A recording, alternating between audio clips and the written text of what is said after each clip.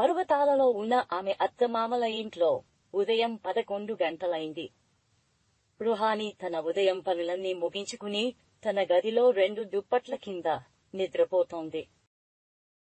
హే కోడలు, కొడుకు, మీకోసం మరియు మాకోసం ఒక కప్పు కాఫీ తయారు చేయండి. రుహానీకి దుప్పటిలోంచి బయటపడాలని అస్సలు అనిపించలేదు.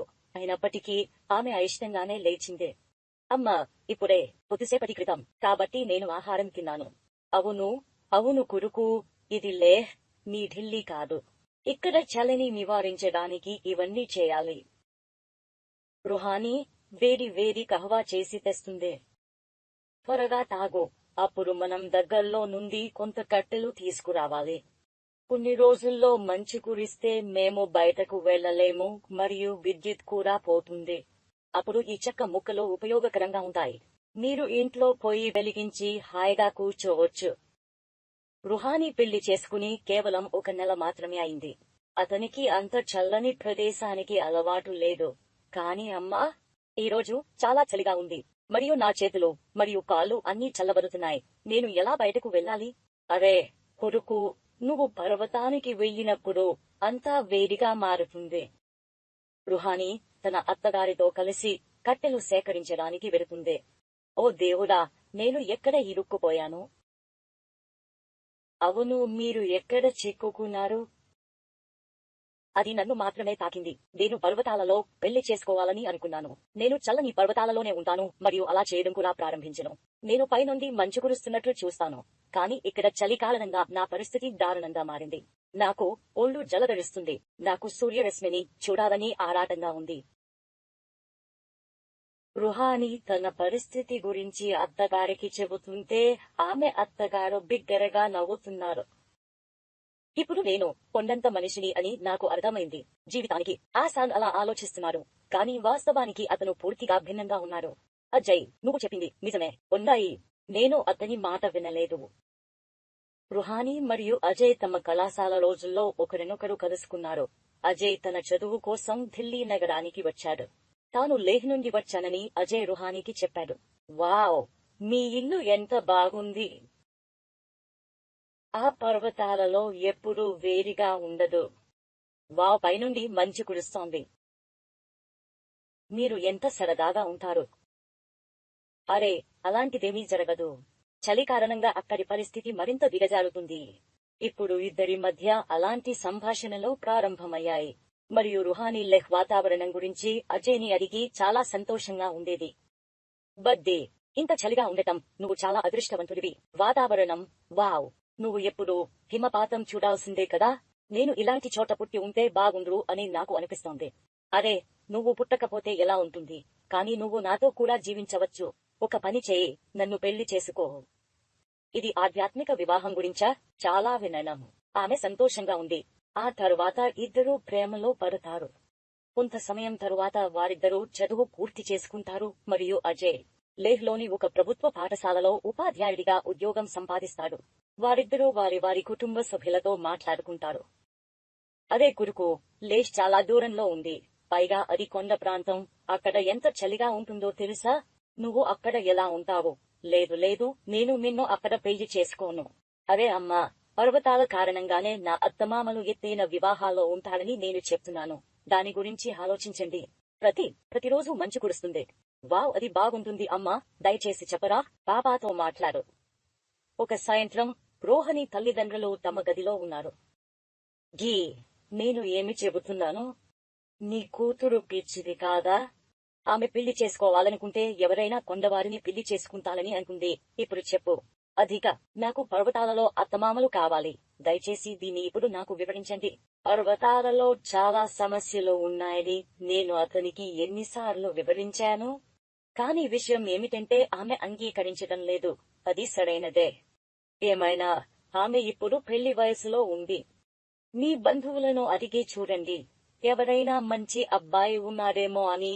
అవును, ఇప్పుడు పర్వతాలలో చాలా అభివృద్ధి జరిగింది.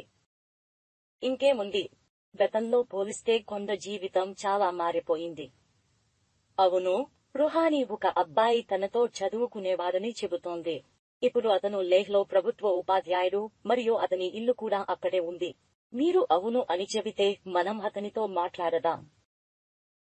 అరే, రుహానీకి ఆ అబ్బాయి నచ్చితే పర్వాలేదు, మనం ఆ అబ్బాయి కుటుంబాన్ని ఒకసారి కలుద్దాం. అంతా బాగానే అనిపిస్తే పర్వాలేదు. మరోవైపు అజయ్ తన కుటుంబ సభ్యులతో కూడా మాట్లాడుతాడు మరియు 2 కుటుంబాలు కలుస్తాయి మరియు సంబంధం ఖరారు అవుతుంది. మరియు కొన్ని రోజుల తర్వాత రుహానీ అజయ్ను వివాహం చేసుకుంటుంది మరియు ఆమె ఢిల్లీ నుండి లేహ్లోని తన అత్తమామల ఇంటికి వస్తుంది. అప్పుడు అకస్మాత్తుగా రుహానీ ఊపిరి పీల్చుకుని రుహానీ భుజాలపై చేయి వేసింది. రుహానీ తన కళ్ళ నుండి బయటకు వచ్చింది. అరే కొడుకు, నేను చాలా సేపటి నుండి పిలుస్తున్నాను. మీ శ్రద్ధ ఎక్కడ ఉంది? ఆహా, ఏమీ లేదు, ఏమీ లేదు మాజీహే, నేను నా కర్రలను కట్టుకున్నాను. ఇప్పుడు ఇంటికి వెళ్దాం. అప్పుడు ఆమె 2 కర్రలతో ఇంటికి వస్తుంది. కొన్ని రోజుల తర్వాత అక్కడ మంచు కురవడం ప్రారంభమవుతుంది. అందరి కొరకు నేను దానికోసం మంచి కాఫీ తయారు చేశాను. డిసెంబర్ 2వ నెల. పైన మంచు కురుస్తోంది. రుహానీ పై నుండి క్రింది వరకు మందపాటి బట్టలతో కప్పబడి ఉంది మరియు ఆమె ఫోన్లో మాట్లాడుతోంది. మావో, ఎన్ని బట్టలు వేసుకున్నా నాకు ఇంకా చలిగా ఉంది మరియు పైగా రోజంతా టీ కాఫీ తయారు చేసుకుని అలసిపోతాను. అవును అవును, పర్వతాలలో అత్తమామలో ఉండాలని నువ్వు గట్టిగా చెప్పావు. ఇప్పుడు నీకు అది దొరికింది కాబట్టి దానిని భరించు అమ్మా. ఇప్పుడు నువ్వు కూడా నన్ను ఆట పట్టిస్తున్నావు. సరే, ఇప్పుడు నేను దానిని పక్కన పెడతాను. నేను అమ్మ నాన్నలకు కాఫీ తయారు చేయాలి.